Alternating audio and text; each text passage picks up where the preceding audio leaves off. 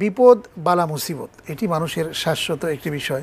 এটি আল্লাহর পক্ষ থেকে পরীক্ষামূলকভাবেও আসে, আবার অনেক সময় আনফরচুনেটলি আমরা আমাদের কারণেও কিন্তু দুর্ভাগ্যবশত আমরা সেগুলোর মধ্যে পড়ে যাই। এই জায়গাটায় আমরা আল্লাহ তাআলার কাছে কিভাবে আমরা সাহায্য চাইব, এর থেকে বাঁচার পরিত্রাণের জন্য সুষ্ঠু সুন্দর নিয়ম পদ্ধতি কী হতে পারে? বিপদ মুসিবতের মধ্য দিয়ে মূলত আল্লাহ তাআলা বান্দাকে পরীক্ষা করতে চান। আপনি একটু আগে বলেছিলেন যে লিয়াবলুয়াকুম আইয়ুকুম আহসানু আমালা, আল্লাহ দেখতে চান যে তোমাদের মধ্যে থেকে কে ভালো আমল করে, এবং এই দুঃখ দুর্দশার মধ্য দিয়ে কিন্তু আল্লাহ আপনার গুনাহগুলোকে ক্ষমা করে দেয়। এবং বিষ্ণু বলেছেন মা মিন শাওকাতিন ইউশাকুহা ইল্লা কাফারাল্লাহু বিহি খাতায়াহু, মানুষ তার জীবনে যে রোগ বালা মুসিবত বিপদের সম্মুখীন হয় এই সবগুলো দিয়ে আল্লাহ তার পাপগুলোকে মোচন করে দেয়। এমনকি আপনি গাছ থেকে ফুল ছিঁড়তে যেয়ে যদি ফুলের কাঁটা আপনার হাতে লাগে, বিষ্ণু বলেছেন এই ব্যথা পাওয়ার কারণেও কিন্তু আল্লাহ আপনার গুনাহ মাফ করে দিচ্ছে।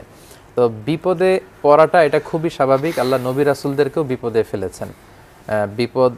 বিপদে ফেলার পরে যদি আপনি উত্তীর্ণ হতে পারেন, সেই পরীক্ষায় উত্তীর্ণ হতে পারেন, আপনার মর্যাদা আল্লাহ বাড়িয়ে দিবে।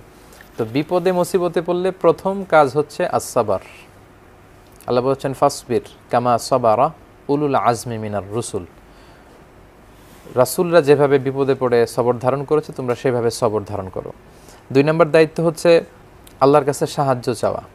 আল্লাহ বলেছেন ওয়াস্তাঈনু বিসসাবরি ওয়াসসালাহ, তোমরা বিপদে পড়ে গেলে তোমরা সালাত পড়ার মধ্য দিয়ে এবং ধৈর্য ধারণের মধ্য দিয়ে আমার কাছে সাহায্য চাও।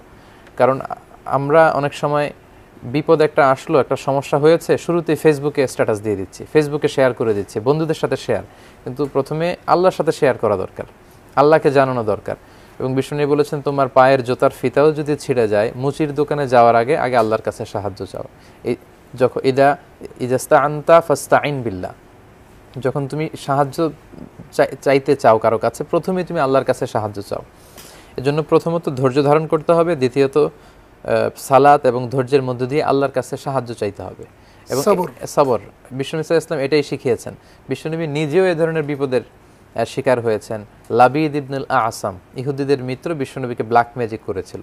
4 মাস উনি অসুস্থ ছিলেন, উনি বিছানা থেকে উঠতে পারতেন না, মাথা ঘোরাতো, মনে হচ্ছে যে উনি মরে যাবেন। 4 মাস পর, এই 4 মাসের দীর্ঘ অসুস্থতায় বিশ্বনবী কিন্তু আল্লাহ ছাড়া অন্য কারো কাছে সাহায্য চাননি, কোনো তাবিজ ঝুলাননি, কোনো বিশেষ আংটি ব্যবহার করেননি যে এটার প্রভাবে আমি সুস্থ হব। বিষ্ণু ইসলাম আল্লাহর কাছে সাহায্য চেয়েছেন। 4 মাস পর যখন সূরা ফালাক এবং সূরা নাস নাজিল হলো, বিশ্বনবীকে নিয়ে যাওয়া হলো একটি কুয়ার কাছে, যেখানে একটি চিরুনির ভেতর বিশ্বনবীর 11টি দাড়ি বা চুল দিয়ে গিট মারা হয়েছে, এবং সূরা ফালাক এবং নাসেও কিন্তু 11টি আয়াত। সাইয়েদনা জিবরাইল বললেন আমি একটি করে আয়াত তেলাওয়াত করছি, আপনি একটি করে গিট খুলবেন, আপনি সুস্থ হয়ে যাবেন। তো এই জন্য বিপদে মুসিবতে সর্বপ্রথম আমাদের দায়িত্ব হচ্ছে ধৈর্য ধারণ করা এবং আল্লাহর কাছে সাহায্য প্রার্থনা করা।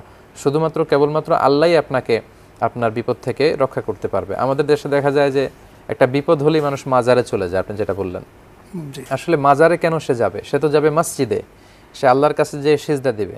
বিষ্ণু বলেছেন আকরাবু মা ইয়াকুনুল আবদু মির রাব্বিহি ওয়া হুয়া সাজিদ, বান্দা আল্লাহর কাছে সবচেয়ে নিকটবর্তী তখন হয় যখন সে সিজদায় লুটিয়ে থাকে।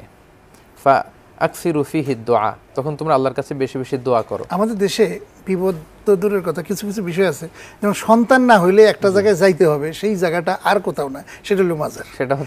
সেটা হলো আপনার কি বলে আপনার একটা খাসি গরু এগুলি মানত করতে হবে। এটা কতটুকু? সম্মানিত দর্শক শ্রোতাদেরকে জানাতে চাই যে মানত শুধু আল্লাহর জন্য ছাড়া আর কারোর জন্য করা যায় না।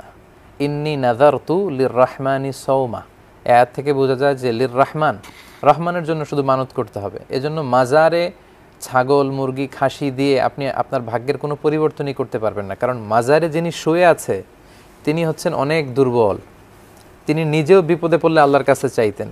এবং আল মাইয়িতু ফিল কবর কাল গরিকু ফিল বাহার, সাগরে সাঁতার না জানা ব্যক্তি পড়লে যত অসহায়, বাঁচার জন্য সে খড়কুটাকে আশ্রয় করে বেঁচে থাকতে চায়, একটা পাতা দেখলে সেটা ধরতে চায়।